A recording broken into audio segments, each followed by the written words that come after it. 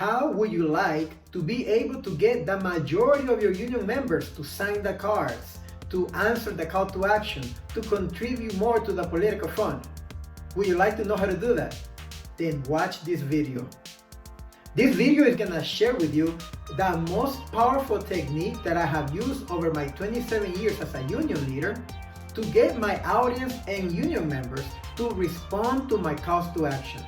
My name is Pablo Murillo from Genesis Leadership Trainings, and I have built many workers into union leaders throughout my career.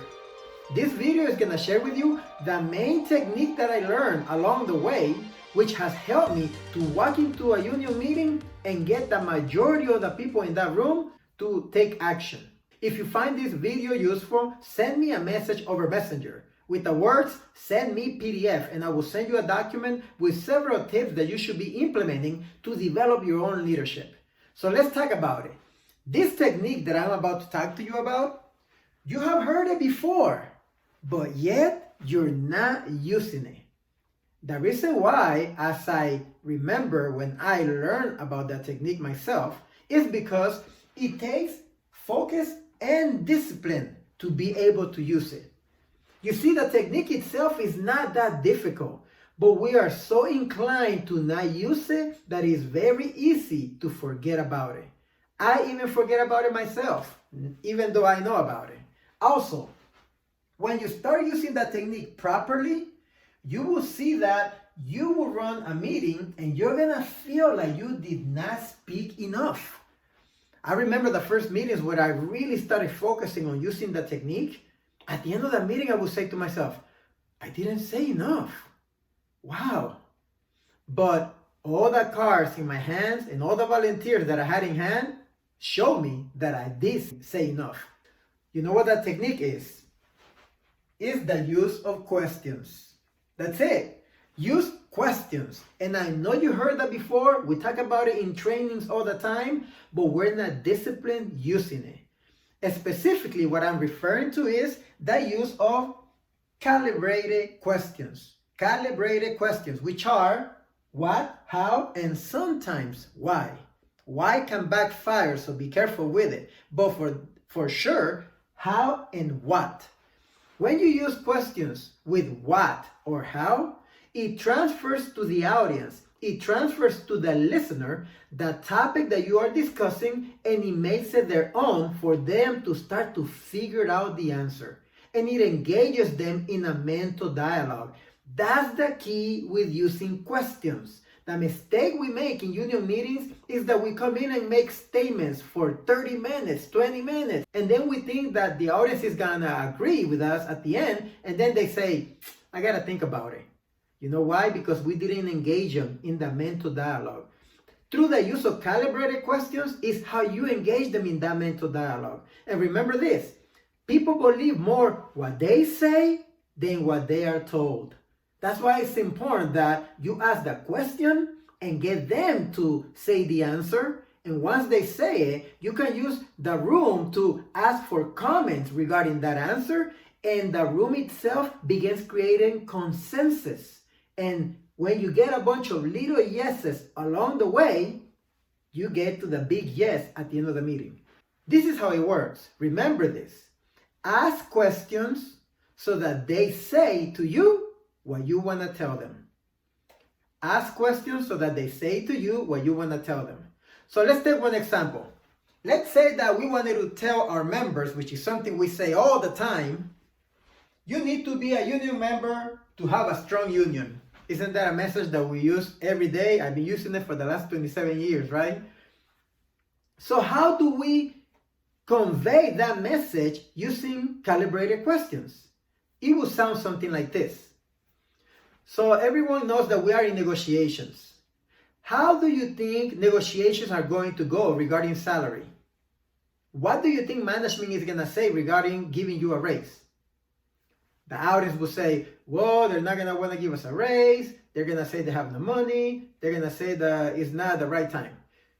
Then I'll say, yes, that's correct. That's usually what happens. Management never wants to give us money. However, what do you think is important regarding the proposals that the union makes to management? And this is what I'm asking you. If we make a proposal, does that proposal reflect, or should it reflect, what the members want? Yes or no? The audience will say, well, yeah, if the union makes a proposal, it should be something that we want. It should be something that we discuss. That's right. Our proposals reflect usually what the membership is asking. Does everybody here know what we're asking regarding the salary increase? Do you know? What about you? They're going to say, yeah, 10%, 20%. Yes, we are asking for 20%. Now, if you were management and you look at the proposal and you say, oh, they want 20%, and then you look at the list of employees in the company, and you see that more than half of those employees are not union members, what will you say about that proposal?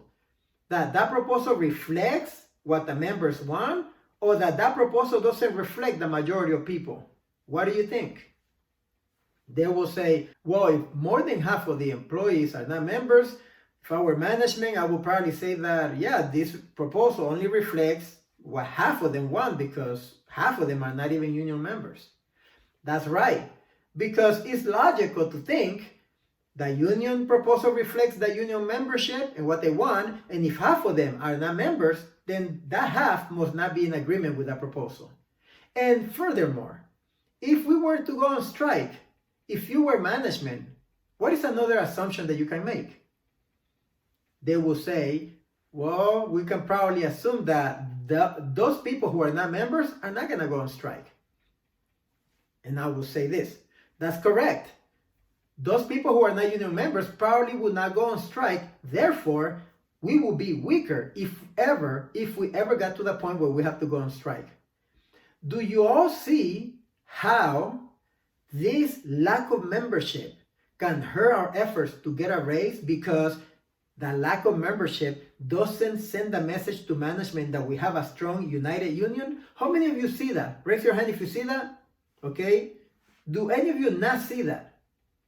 So we are all in agreement that in order for a proposal to be taken seriously, we have to be members on paper so that management can see that we're united and that we are a strong union. Do we all see that?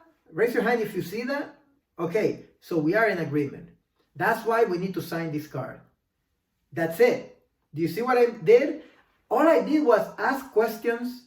I got the audience to respond. I repeated to them what they answered, and I went to the next question.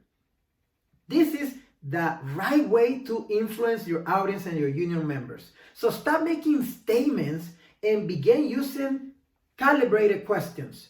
Sit down and write down everything that you want to tell them on one side of your paper, and on the other side, write down the questions that you will ask to make them say that to you.